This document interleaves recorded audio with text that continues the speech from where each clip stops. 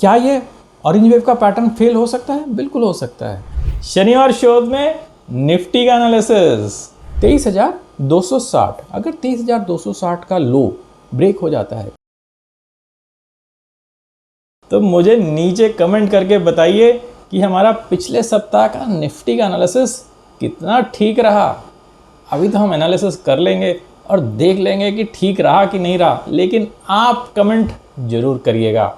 तो इसकी चिंता मत करिएगा कि नेगेटिव कमेंट है कि पॉजिटिव कमेंट है, अपना ट्रू फीडबैक दीजिएगा। चलिए देखते हैं हमने क्या कहा था। तो मैंने यहाँ पे ये 3 एन पैटर्न्स बनाए थे, ये 3 रेखाएं बनाई थी रेड कलर की।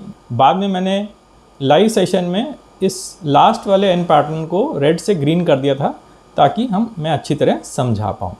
तो ये 3 मैंने बनाए थे और लाइव सेशन में मैंने बात करी थी अगर एक स्पेसिफिक लेवल का ब्रेकडाउन हो जाएगा तो फिर हम मानेंगे कि ये पैटर्न फेल हो गया है। तो क्या यहाँ पे पैटर्न फेल हो गया है?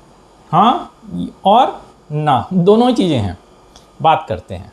तो सबसे पहले तो ये जो तीनों एन पैटर्न्स हैं ये फेल हो गए हैं, तो इसको मैं हटा देता हूँ।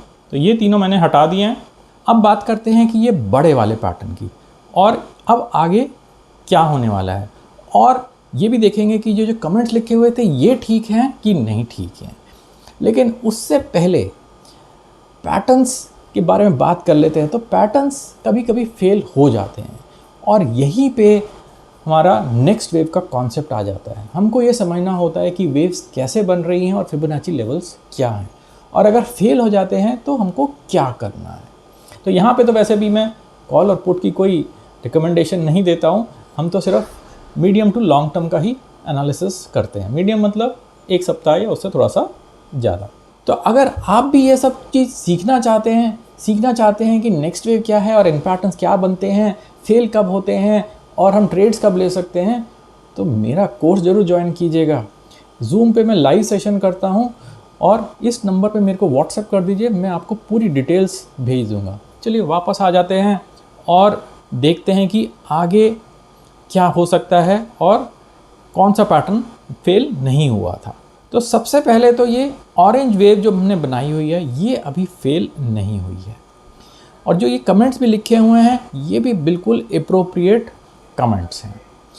इसका मतलब ये है कि third leg of orange wave मुझे लगता है कि शुरू हो चुका है, और उसकी minimum upsides, bare minimum upsides जो मैंने पिछले सप्ताह के वीडियो में एक्सप्लेन करी थी वो भी ठीक हैं। और क्या ये ऑरेंज वेव का पैटर्न फेल हो सकता है? बिल्कुल हो सकता है। सब चीज़ें फेल हो सकती हैं, ऐसी बात नहीं है कि पॉसिबिलिटी नहीं है। प्रॉबिलिटी मेरे को नहीं लगती है, लेकिन जब फेल हो जाएगा तो हो जाएगा। फेल कब होगा? फेल तब होगा जब ये इस वाले लो को मान लेते हैं 23,260, अगर 23,260 का लो ब्रेक हो जाता है, चाहे वो प्राइस थोड़ा सा भी नीचे जाए, हम उसको ब्रेक ही मानेंगे।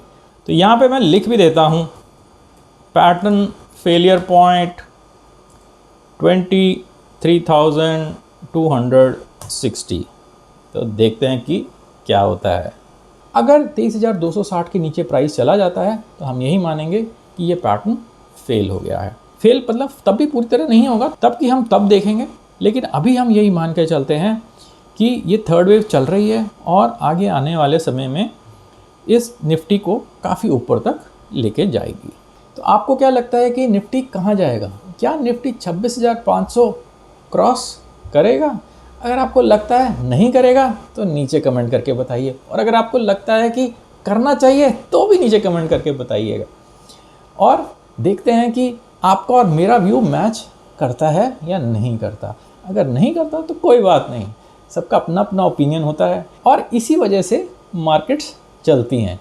2 differing opinion, multiple differing opinion, इसी की वजह से मार्केट्स चलती हैं। इस एनालिसिस को किसी भी तरह की रिकमेंडेशन मत समझिएगा, क्योंकि यहाँ पे हम कोई बाई सेल की बात नहीं कर रहे हैं, लॉन्ग या शॉर्ट की बात नहीं कर रहे हैं। हम सिर्फ यही बात कर रहे हैं कि नेक्स्ट वेव की पावर क्या है, और आपने पिछले सप्ताह में देखा ही है कि नेक्स्ट वेव की पावर क्या है।